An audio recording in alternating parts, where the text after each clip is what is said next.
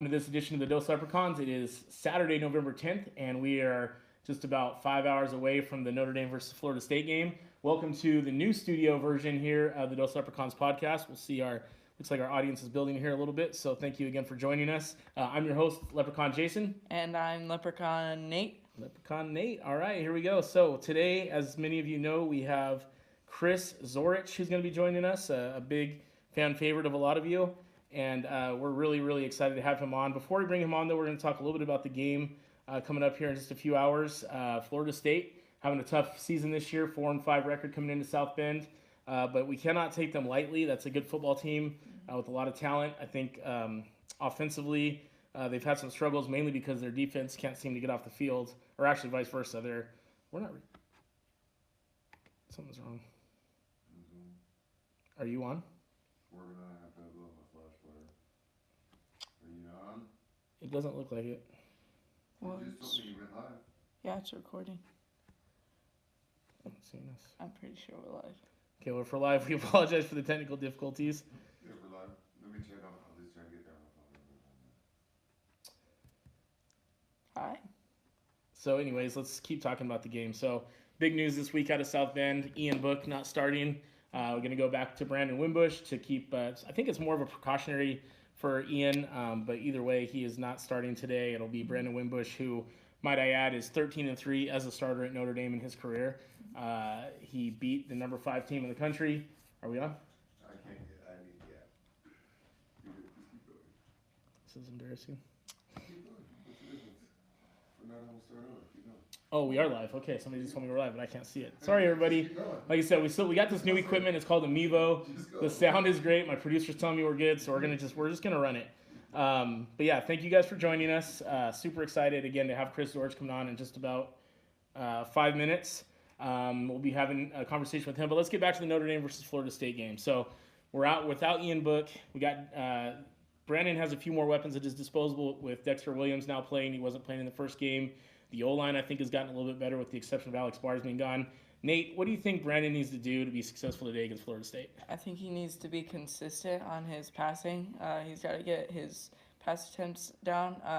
He's got Chase Claypool, who's really underrated because we all look at Miles Boykin, and he's like, oh, it's just about Miles Boykin, but Chase Claypool gets a majority of the completions.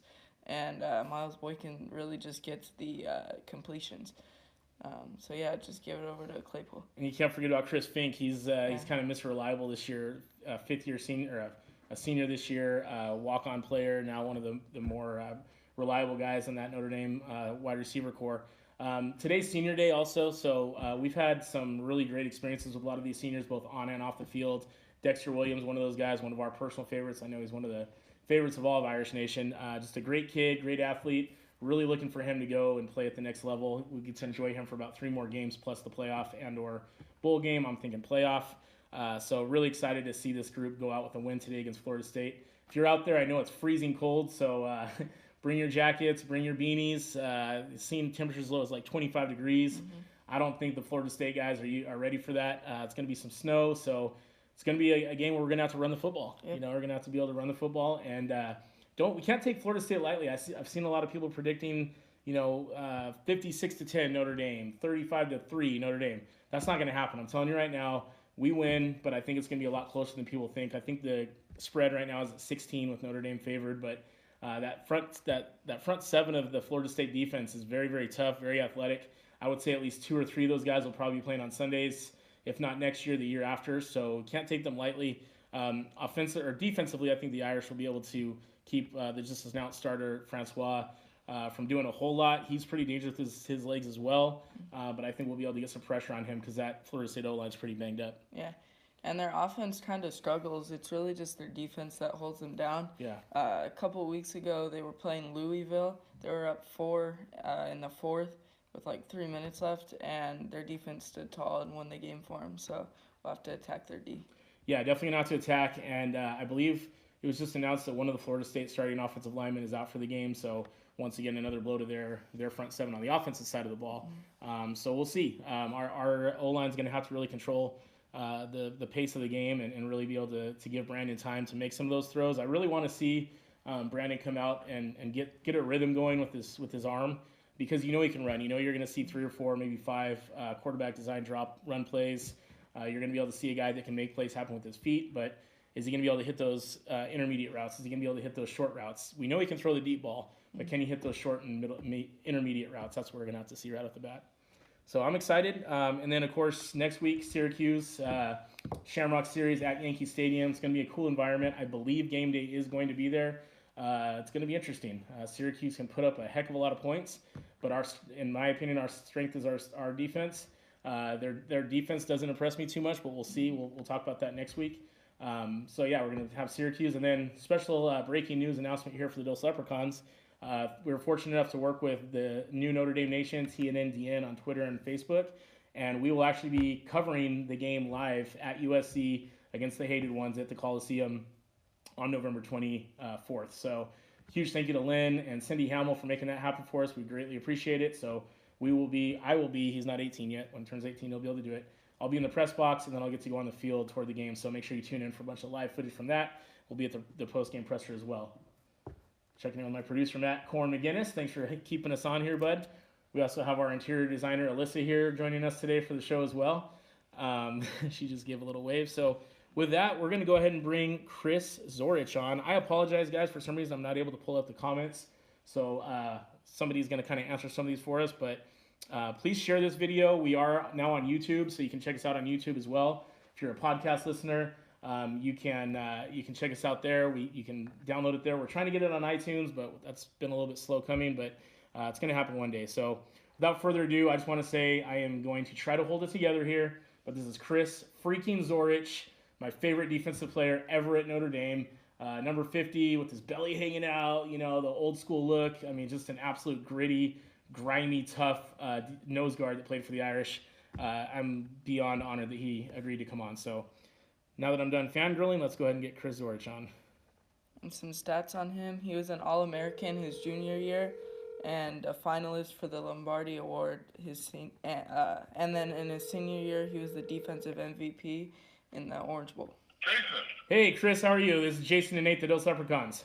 What's up, man? Hey, not much. We're just here having a great day in sunny Southern California. How's the weather in Chicago? About 30 degrees. Okay, all right. A little freezing cold. We're not used to that over here. Lucky you. Yeah. So hey, I wanted to start off by asking you. Watched the Riding Irish this morning. That was a freaking awesome little. But what's the deal with them only giving you guys 5 minutes? I thought that was gonna be like a full on documentary type deal. I wish it was, but they had some other interesting stories. There was a great story about the Marines. The Body Bears. Doing the Body Bears is awesome. So, yeah. Now, do you know? Give it up for them. Are you going to, speaking of that, happy birthday to the Marine Corps. Thank you for all your services. Do you know if they're going to do like an extended video of that anywhere or anything like that? I have no idea. They have, it was an awesome situation. We actually were able to shoot somewhere about maybe 18, 20 hours over a 2-day period. Wow. Okay.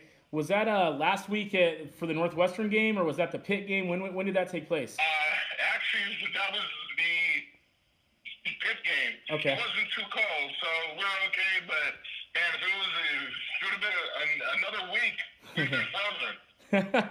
Yeah, it looked a little bit colder. It started to rain toward the end, if I remember correctly, right? Yeah. That's what I thought. Okay. All right, Nate, go ahead with your question. So what was the difference between linebacker and nose tackle? About 50 pounds. Actually. Okay. It was funny because when I was recruited by Lou Holtz to play linebacker, there was a rumor that Bo Schembechler at Michigan wanted me to play nose guard, and I refused to go to Michigan because I didn't want to play D-line. And I'm sure it was in Holtz's mind that he wanted to move me. He just didn't tell me. So is that who actually did most of your recruiting? Was it Coach Holtz, or was it somebody else on the team? No, it was one of the assistant coaches. As soon as I found out that Notre Dame was interested, did a little research. At first, I didn't know where Notre Dame was. This is a serious story. I was in Chicago we're about 90 miles away, and I kind of grew up in a rough area, so no one really paid attention, or no one really knew what was going on with college. No one ever went to college in my area. So when the coach asked me if I wanted to attend the University of Notre Dame, I said, I would love to, but my mom doesn't like to fly. And he kind of looked at me and said, what do you mean your mom doesn't like to fly? And I said, well, there's no way my mom would fly to France to see me play. Oh, that's great. Oh, man. And he's like, what do you mean France? I was like, well, you guys got the hunchback guy in the church, right?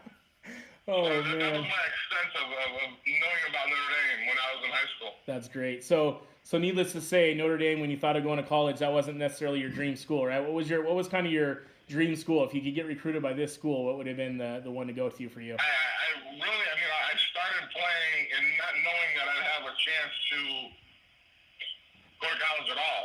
Okay. I mean, it was never anything that I never talked about. I never talked about with my mom or anything. It was just that it was never a conversation.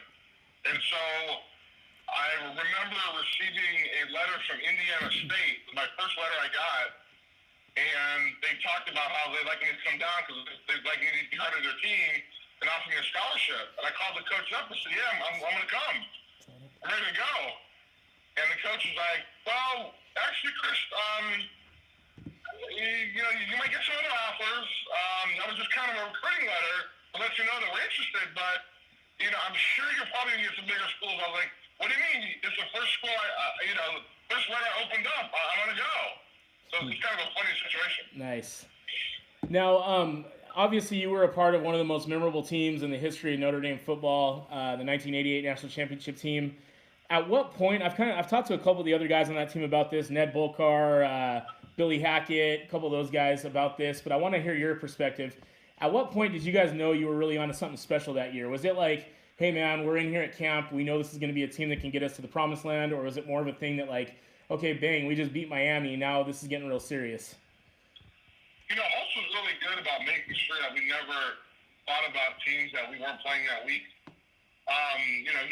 He talked about kind of his mantra was what's important now, and what was important that week was having a good week of practice, regardless of who the opponent was. And so he really kept us grounded to the point where, we knew after Miami that, we may have a chance to start competing against really good teams that might mean something. But literally, we played Navy, and Holtz found something that we needed to fear about Navy. We played Rice or SMU, and he found ways to motivate us playing those teams. So we literally looked at every team as kind of being feared for them, or feared of them, because they'd be able to beat us. Now, you fast forward toward the end of the year, we knew we had something special, but again, Holtz really kept us grounded to the point where, after we beat West Virginia in the national championship game, I thought this was going to happen like every year. And the fact that we lost one game the following year really was shocking to us. Well, it's funny you mentioned that. As a fan, I was 8 years old as a huge Notre Dame fan when you guys won the national championship. I was 8. Yeah, sorry, man. Oh my gosh, man. Yeah, I feel you. But no, as an 8-year-old, watching that team, that was kind of my first real, like, man, I'm really into this whole football thing and all that. And, watching that team go undefeated, and then in 89, losing one game, and then 90, I think you guys lost one game. It was like, what the heck? Notre Dame just lost. How do you respond to some of the fans that are like, oh, the program's going backwards, the program's doing this and that, whereas, back in the day, late 80s, early 90s, Notre Dame was, if they lost, it was kind of a rarity. Now it seems like the fans have this mentality that we should be undefeated every year, and I think the reality is the college football landscape has changed so much. So what do you say to those fans? Well, I'm excited that there are rabid fans out there that want us to win every game. I want us to win every game as well.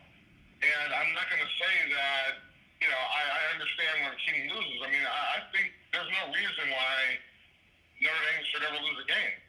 Obviously, I'm a little biased, but that being said, the idea that, the college landscape has changed, you have kids that can transfer on a whim now. You have kids that are, in graduate programs that can transfer. And all these things are really changing the dynamic and the way schools are looking at potential student athletes. So that's always a great opportunity to see how Notre Dame can survive in this type of environment. Sure, that's a great answer to that. Perfect.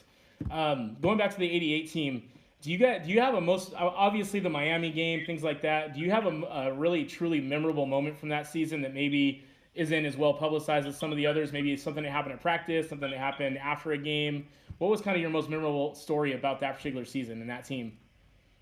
Well, as a whole, there are obviously some really big games. Reggie Ho doesn't make all those field goals. We lose the first game of the year. So, everybody kind of had their roles to play during the year. So, the one thing I remember about that year was really how together and the closeness that we had as a team. Although, anybody who participates in sports, they have a chance to be part of something special. And that something special is being part of a team. That's right. Not everyone has that chance. I don't care if it's high school, Pee-wee, college, whatever you talk about. Having a chance to kind of be on that team is important, and it's really a great experience. So if you throw in the mix that you have a chance to be the best in the country at what you do, that kind of brings that special bond a little closer.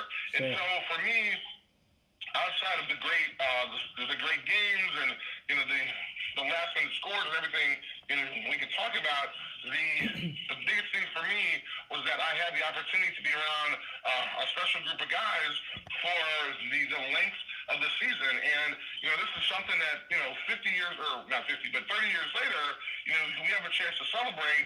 And unfortunately, it hasn't won anything since then. But the idea that we're still in the history books being old guys with gray hair. Or no hair in your case, right? That is very true. Very true. Okay, we got a couple questions from our listeners that I want to get on. Steve Irish Prater said, "What is your most memorable non-sports related memory of your time at ND?"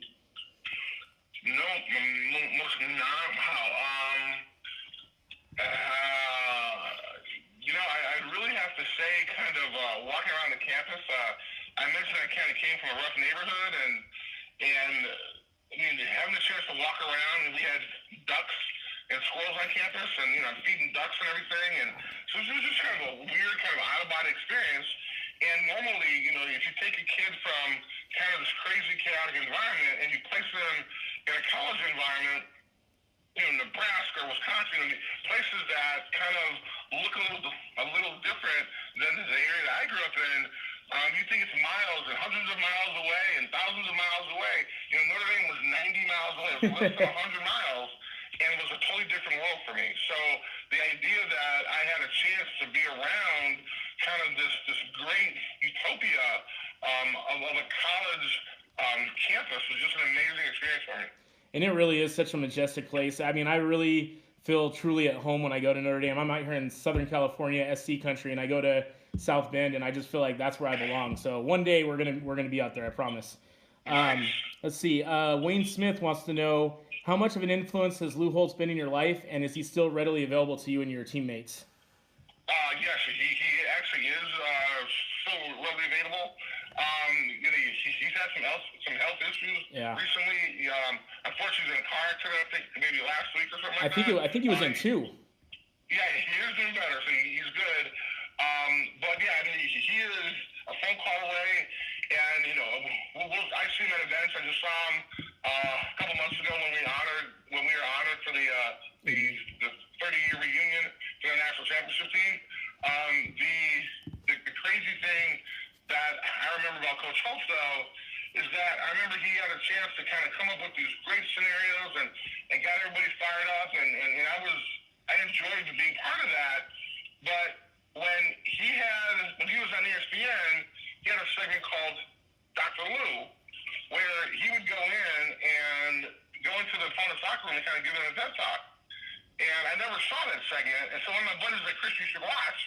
And I remember watching it, and I was thinking, son of a bitch, like, this guy, he said the same things to us when I was 18. He just changed the color of the hat. And it's a damn mascot, was like, man, I thought all the stuff that he was talking about was special and geared just toward Notre Dame, and he would just change it. Oh, well, go Pitt, go South Carolina, go Florida. I'm like, what the hell? Oh, that's great. That sounds very, very appropriate. That's great. Great story. Okay, Gary Canaday is a guy that is about 8 feet tall, huge Irish fan, huge fan of yours, but he also happens to also ride Harleys, and he wants to know where's your favorite place to ride your Harley at? Where's the favorite place? Well, if you can believe it, and obviously it was kind of too cold, but I've been to Sturgis for about 5 times, Sturgis, South Dakota, which is kind of the mecca for all bikers to kind of at least make one pilgrimage there in your lifetime. I've been 5 times, and I've gone with the Riding Irish, let's say, some of the guys from the 88 team. I've been with them 4 times. So the idea that, this is kind of an exciting and fun experience for all of us has just been kind of an amazing idea. And the roads from Chicago, Sturgis, South Dakota, is about 960 miles. I trailed it one time. That was my first and only time. I've ridden it every day since. It's been an amazing, amazing experience. And actually, for 2019, I think we're actually going to go back. Sweet. That's awesome. You guys should make the trek one day on your bikes to Southern Cal for the USC game.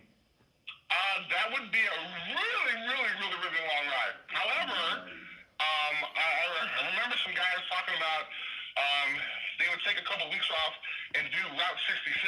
Yes. Which is supposed to be kind of an amazing, amazing ride literally across the country. There you go. Let's make it happen. Okay, let's see. We also had a question from Scott Radakovich, who wants to know who was the hardest teammate of yours to tackle? Who's the hardest teammate? By far, Rocket Ishmael. Oh, yeah, Rocket Man. Exactly. I mean, it's funny because rarely when Coach Holtz has us do kind of ones against ones during tackling drills, but I know Coach Holtz felt a little confident that no one was going to tackle Rocket. It was true. Every time he'd line up to get tackled, he was so fast for us that guys wouldn't even be able to tackle him. That's awesome. That's not surprising either. That guy, probably the most elusive football player I've ever seen play. No, by far. Let's see here. Okay. Also, somebody wants to know, how fired up were you after you drilled Conley during the Miami game, the infamous Catholics versus Conflicts game? Man, it's just an amazing, amazing experience. And I was part of something that was so special, so special that we go down in kind of the history of Notre Dame, which is unfortunate, right? Because, it's been 30 years since we won the national championship, so it's tough to say that, but in the same vein, having a chance to be part of history is something great, and making that play was just an awesome, awesome feeling. The thing is, I didn't remember it until I saw it, and when I saw it, my hands started to get sweaty, my palms started to get sweaty, because I remember sticking the guy and how I felt after that. Oh, yeah. That's awesome. Wow. All right. Well, hey, Chris, we don't want to take up too much more of your time. We got some of the viewers' questions in, but we always like to ask our guests. We know what you're doing, but I don't know if a lot of people do. What are you up to now, and how can people kind of stay in touch with you? Sure. As a matter of fact, we're really kind of cool. I'm currently the athletic director at a Division I school here in the Chicago area called Chicago State University. I started the job about 6 months ago, and so it's just really, really cool that I have a chance to kind of stay in my hometown and also kind of do something I love, and that's participate in collegiate athletics. So this is really something special for me. That's awesome. And you guys, I know you were down in South Bend. I think it was on Tuesday. Chicago State played the men's basketball team. How'd that go? Yeah, it was fun going back. However, they beat the crap out of us. They beat us like 27 or something like that. So, we kind of hung in there a little bit. But the idea that, we aren't there yet is unfortunately is an absolute possibility. But I am excited because, I feel that with the coaches we have and Lance Irvin on the men's side and then Misty Opat on the women's side, I think we will be more than successful. Awesome. Are you any chance of a football program getting started anytime soon? Some folks have actually talked about that. That's something that I would love to do. However, I'd like to get basketball straight first. Okay. Although I'm not a basketball guy, I'd like us to be champions. I'd like us to be successful in the Western Athletic Conference. We're in the WAC. Okay. And so until that happens, then I won't revisit the football thing. I just want to kind of take care of one thing at a time. Do you guys have any road trips out to the West Coast and California for your schedule this year? We actually do, man. We actually play Cal's Bakersfield. We play Cal Baptist. We're playing Seattle. Those are all the schools that are in the WAC. So yeah, we'll be out there. We should hook up sometime. Yeah, absolutely. If you come out for Cal Baptist, that's like 15 minutes from our house, so we'll make that happen for sure. Oh, that'd be awesome, man. Hey, let me give you guys our website. You guys could kind of follow us out of state. Yeah, definitely. Please do. It's GoCSUCougars.com. Just GoCSUCougars.com. Okay, our producer is going to leave that in the show notes so we can add that in there for YouTube and Facebook and everything, so everybody can go follow you guys. Hey, Chris, I tried really hard not to fangirl out on this, but I got to let you know, man, you're my all-time favorite indie defender. So this has been awesome, man. Thanks, I appreciate that. this has been a total honor for me, and really, really appreciate the time. I want to give a huge shout out to your lovely wife Candy for helping make this happen. It was kind of random. A good buddy of mine from high school, Mike Arndt, his wife is friends with your wife. And she was like, "Hey, I'll put you in contact with Chris's wife." I was like, "Okay." So huge. That's awesome. Hey, man, it's just a small world, you know. Absolutely. And she was excited about helping me out, and I actually I got an assistant about 2 weeks ago, and so my wife has been kind of handling all that stuff for me, and now she's extremely happy that I actually have a full-time assistant. So she will be getting all my emails. Yeah, big shout out to Bernadette for making it happen. We appreciate her help as well. Awesome. But yeah, really appreciate the time. We'll definitely stay in touch. And again, thank you for the time. You were one of the most requested guests we've ever had. So thank you so much. That's awesome. Well, hopefully this won't be the last time. I look forward to doing it again sometime. Absolutely, Chris. Thanks again, man. We'll talk to you soon. Go Irish. All right, man. Go Irish. See ya. All right, did I hold it together, everybody? Because I really was about to just completely melt. So if I sounded, did I sound too fangirl? Yeah. Thank you. Appreciate the support, Nate. Yeah, I mean, that guy right there, when I was 8 years old, I had a freaking number 50 jersey, and it was way too big for me. So I was like, ask Grandpa, he can show you a picture. I was like drowning in it, but that was my guy, man. Chris Zorich and Rocket. So Chris mentioned Rocket being the guy that was hardest to tackle. That's the next target, man. We got to get Rocket on here. Billy Hackett, if you're watching, thanks for introducing me to Chris back at the Michigan game when it was the 88 championship team reunion. Total dream come true right there to meet Coach Lou and Chris Zorich. That was awesome. So really cool interview. If when they come out to Cal Baptist, we got to find that out so we can go down there. Any of my SoCal peeps, let's try to get down there and support Chris against Cal Baptist. I mean, Cal Baptist is local, and Pastor Matt's going to be upset because he went there. But oh well, we're going for the CSU. What the hell is the name? CSU Wildcats, maybe? Who? Cougars. I said he even said it. My producer's keeping us on track. Big shout out to our producer Matt Korn McGinnis. He's coming through. Got to give it up for him. And again, our interior designer Alyssa came up with a new style here. Do you guys like the new setup? We got a bar here. We're gonna get some bar stools. Gonna see if the mother-in-law will paint this like a little Notre Dame feel for me. We're gonna get it going. So want to thank everybody for watching today. Nate, you got anything before we start to sign off here? Follow me on PS4. Oh, Cena 15 time. Or don't. I'm a pure sharp small forward in 2K if you play. 86 overall, you know what it is. Oh, I do want to, let's talk a little bit about Notre Dame Titan football. Oh, that's right. The Titans, Big Nate's team right here, the varsity team was in the second round of the CIF Southern Section Division 7 playoffs. We went to go watch The Grinch last night, and Save Yourself the Money, wait till it comes out on demand. Horrible movie. I don't know about horrible. One of the worst movies I've ever seen. Very predictable. Really bad. It was pretty bad. Really bad. Kind really of a waste of my money. But if you've seen the one with Jim Carrey, Jim Carrey, then I don't know if that's the actor, but whatever. Yeah, you're right. You're good. Then don't see it. If you've seen it, it's the same story. It's pretty bad. But what I'm getting at here is I was so bored with the movie that I pulled out my phone and went on the Riverside Live YouTube channel, Riverside TV, and they were showing the Notre Dame Titan versus San Jacinto Tiger playoff game, and the Titans trailed. I think it was 35 to 20 with like 5 minutes remaining. 20. And they came back. Rodney Koenig, the quarterback for Notre Dame, set basically every school record at the quarterback position. Brought them back. They scored. They went for a 2-point conversion, converted. They were up 2, and then San Jacinto drove the length of the field and scored. Notre Dame got the ball back with like 1:30, and unfortunately they weren't successful. So they did lose. Hell of a season, though. Big shout out to Coach Huerta. Coach Lara, the whole staff for just really an amazing first season for a bunch of guys that hadn't really played together because Notre Dame Titans got some transfers from a school called Carnegie, but really played well as a team. It was a really fun team to watch, lit up the scoreboard, played some solid defense, and hopefully next year we'll see Nate out there on Friday Night Lights, continuing his career with the Notre Dame Titans. So I want to give a couple more shout-outs here before we get started. First off, if you guys are beard people, if you got your beard going, I highly recommend our sponsor, Mahoney's Beard Brew. My boy Sean Mahoney. It's homemade, really good stuff, all Irish themed type stuff. Really good beard gel, oil, and balm. And then again, like I always do, I want to thank my boys at the Dos Leprechauns crew. So the guys that helped make all this possible with the articles, the original edits, the different posts to keep you guys all updated. Jason Pruitt, Jason Lynch, Patrick McCormick, Matt Dunbar, Wayne Smith, and Ben Walters. Ben is the guy that's been doing our videos. Wayne does all the cool edits. He did the Zorich edit that you'll see here on the page and on the live show here. And then Jason, Matt, and Jason Lynch all combined to do all the articles. So I just love those guys. Really great group of guys. We all have a chance to put everything together there. Also, now our show's on YouTube. So what we're going to do as soon as this live show's over is we're going to save the file, send it over to YouTube. We're still working on getting it on iTunes. But please go and subscribe to us on YouTube so we can grow that content. We're going to drop some exclusive videos there as well, specifically to the YouTube page. So make sure you're subscribing so you can get that bell and when those things come live. Also, one more thing. Follow HCN Podcast on the podcast app. That's my podcast at school. Really? Yeah. I didn't know about that.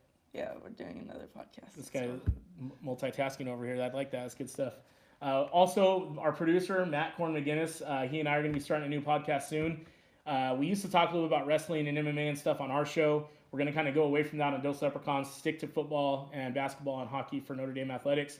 But my producer and I, we're going to get a new show called Vicious and Delicious. We'll explain all that when we get it started. It's going to cover wrestling, MMA, movies, music, and just stuff. So we'll be letting you know about that as well. But thank you guys for watching. Please share this video.